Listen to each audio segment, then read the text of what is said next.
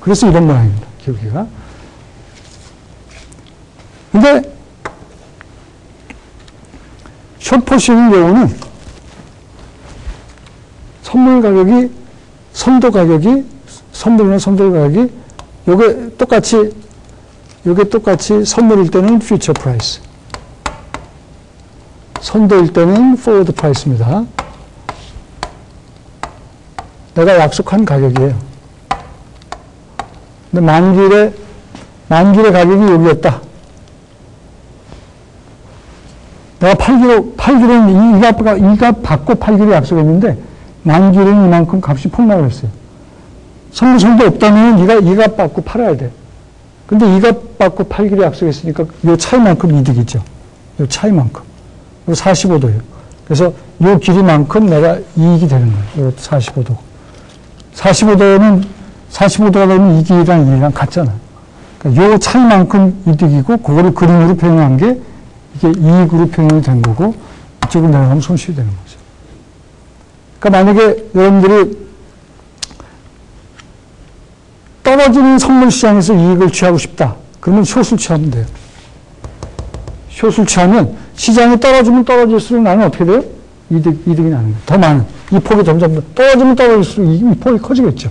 그러면 그만큼 더 큰 이익이 나는 거예요. 올라가는 시장, 퓨처 선물 시장이 앞으로 계속 올라갈 것 같다. 선물 가격이. 그럼 어떻게 하면 돼요?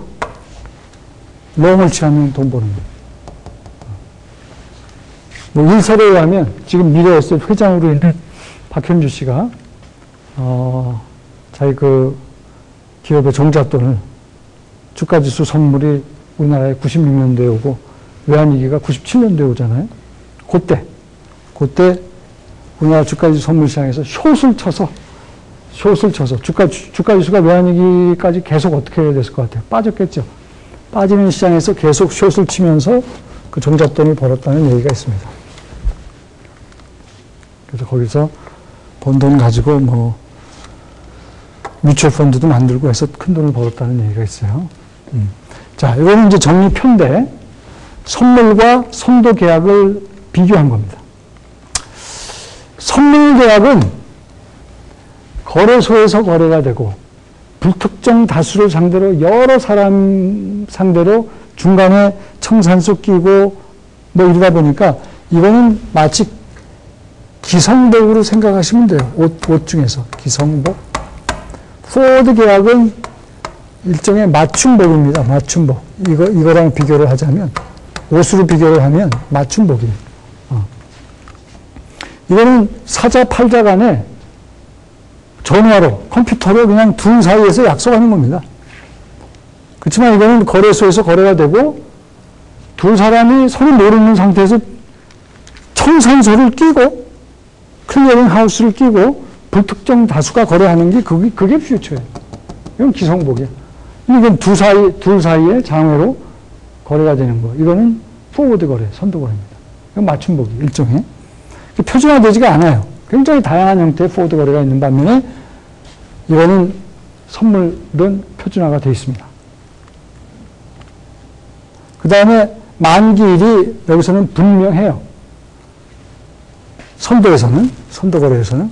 근데 선물에서는 많은 경우 만기월로 주어집니다. 만기일이 주어지는 게 아니라 채권 선물의 경우 대부분의 채권 선물이 만기월, 그 중에 아무나를 선택하는 거예요.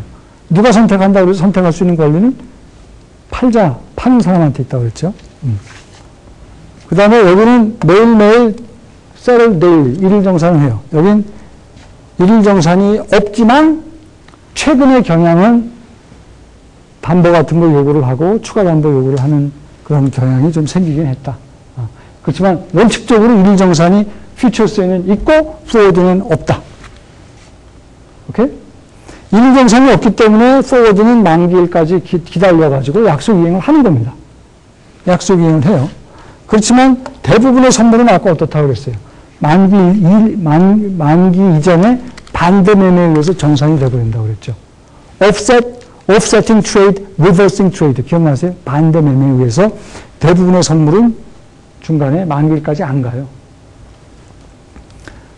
그 다음에 여기는 뭐 거의 부동할 위험이 없어요. 왜? 증거금 요구하죠. 그 다음에 일일정산 있죠. 청산서 있죠. 실질적으로 부도 위험이 제로입니다. 크레딧 리스크가 부도 위험이에요. 여기는 조금 부도 위험이 있죠. 두 사이에 걸리니까. 장외에서. 오케이? 비교하는 거 좀 중요하니까 잘 기억을 해 주시고. 요거 환율 표시인데, 간단히 제가 말씀드린 게 마지막 주제입니다. 모든 선물 환율은 외국 통화 대비 달러가 얼마냐로 표현이 됩니다. 외국 통화 대비 달러가 얼마냐.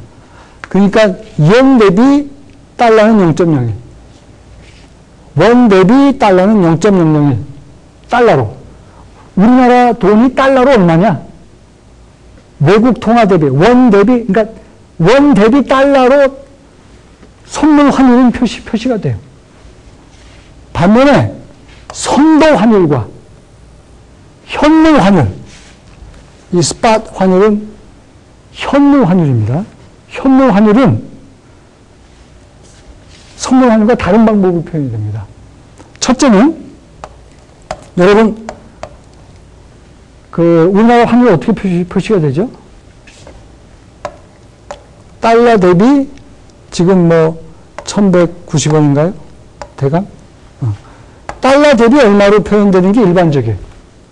현물 환율이 그렇고 선도 환율이 그렇습니다. 이게 일반적이에요. yen도 어떻게 표현이 돼요? 달러 대비 100yen. 이건 현물 환율 일반적인 표기법이고, 선도 환율의 일반적인 표기법이에요. 그런데 이게 예외가 있어요.